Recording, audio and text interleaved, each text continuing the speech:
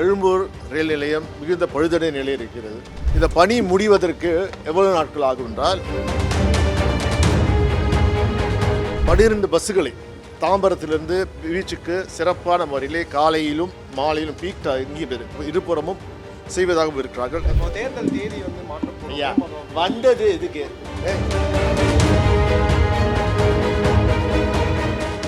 முதலமைச்சர் அவர்களின் உத்தரவின் பேரிலே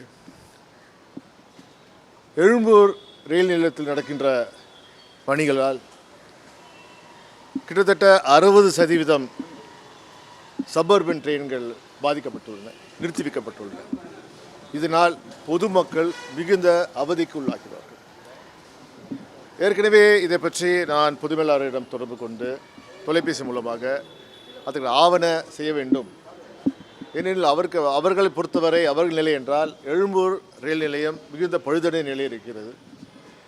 நாங்கள் அதை மேற்கொள்ள வேண்டிய வேலைகளை செய்யாவிட்டால் இன்னும் பழுதடைந்து ஏற்கனவே அங்கிருக்கிற எஸ்கலேட்டர்களும் சரி பிளாட்ஃபார்மும் சரி சரியான முறையிலே பயணிகள் வசதிக்கு இல்லை என்றார்கள்.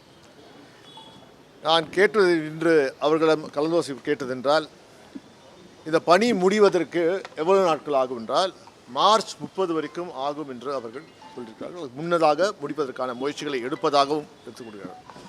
சரி, அதுவரை பொதுமக்களுக்கு அவதி ஏற்படாமல் குறிப்பாக தாம்பரத்திலிருந்து பீச்சுக்கு செல்கின்ற நிலைய வழிகளிலே 60% குறைக்கப்பட்ட எலக்ட்ரிக் ட்ரெயின்களை அதிகப்படுத்த வேண்டும். அதற்கான முயற்சிகளை திங்கட்கிழமை வரை எடுத்து உள்ளதாகவும் இன்று முதல் பார்த்தீங்கன்றால் கிட்டத்தட்ட 12 பஸ்ஸுகளை தாம்பரத்திலிருந்து பீச்சுக்கு சிறப்பான முறையிலே காலையிலும் மாலையிலும் பீக் இருபுறமும் செய்வதாகவும் இருக்கிறார்கள். அதே போல் பார்த்தீங்கன்றால் அதிகமான ட்ரெயின்களை சில ட்ரெயின்களை ஏனென்றால் அது காலையிலே பார்த்தீங்கன்றால் அது அவசர ட்ரெயின் சொல்வது எக்ஸ்பிரஸ் ட்ரெயின் ட்ராக்கு வந்து ஃப்ரீயாக இருக்குது. அதில் சபர்பன் ட்ரெயினை விட்டு முடிந்த அளவுக்கு காலை இந்த பீக் ஹவர் டிராஃபிக்கை நாங்கள் சரி செய்கிறோம். வருகின்ற திங்கட்கிழமைக்குள் இந்த பிரச்சனைக்கு மக்கள் அவதி இல்லாமல் சுமூகமான நிலையை கண்டிப்பாக கொண்டு வருவோம் என்று சொல்லியிருக்கிறார்கள். மேலும் இந்த இஎம்எல் கால்பெரா இருக்கிற ட்ரெயினில் எலக்ட்ரிக் ட்ரெயினில் இன்னும் அடிஷ்னலாக 5 கோச்சுகளை இணைத்து பொதுமக்களுக்கு சிரமத்தை குறைக்கின்ற வகையிலே செயல்படுவதாக அவர்கள் உறுதியளிக்கிறார்கள். மேலும் இந்த பிரச்சனை திங்கட்கிழமை தீரும் என்று உறுதியினை கூறியிருக்கிறார்கள். அதற்காக இந்த அவசர காலத்தில் அவர்கள் ஈடுபட்டுள்ளார்கள். நான் கேட்டுக்கொள்வதுதான் ஏன் இந்த நேரத்தில் இவர்களுக்கு நாங்கள் இங்கே செய்ய வேண்டும். சற்று படிப்படியாக செய்திருக்கலாமே, ஒரே சமயத்தில் மொத்தமாக இல்லை. அவர் என்றால் அந்த மோசமான நிலையில் எழும்பூர் நிலையம் இருப்பதால் வேறு வழியின்றி இதை செய்கின்றார்கள்.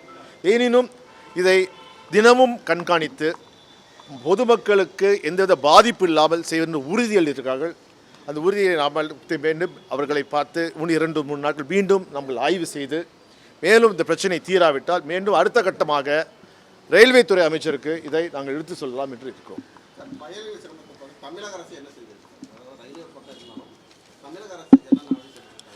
இது முழுக்க பார்த்தீங்கன்றால் மெட்ரோவில் மூலமாக தமிழக அரசு அதிகமான ட்ரெயின்களை வைக்க முயற்சிகள் எடுத்துக்கொண்டிருக்கிறது.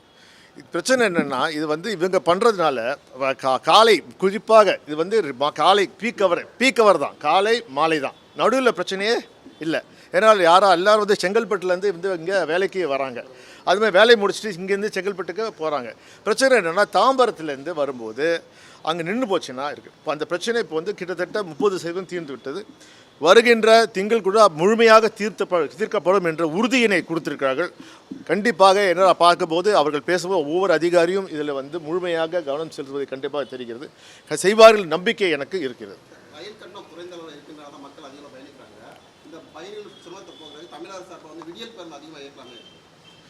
பஸ் இல்லை கண்டிப்பாக இது அடுத்த முயற்சிகளையும் முதலமைச்சர் ஆயினும் நான் சொல்கிறேன்னா இது டெம்பரரி பிரச்சனை, இது பெர்மனண்ட் இஷ்யூ கிடையாது. இது டெம்பரரி பிரச்சனை. என்னவென்றால் எழும்பூர் ரயில் நிலையம் தயாராகிவிட்டால் இந்த பிரச்சனை தானாக தீர்ந்துவிடும். எனவே ஆயினும் இந்த குறுகிய சமயத்தில் அனைத்து முயற்சிகளும் தமிழக அரசும் எடுக்கும் என்ற உறுதியினை தருகிறோம். ஓகே.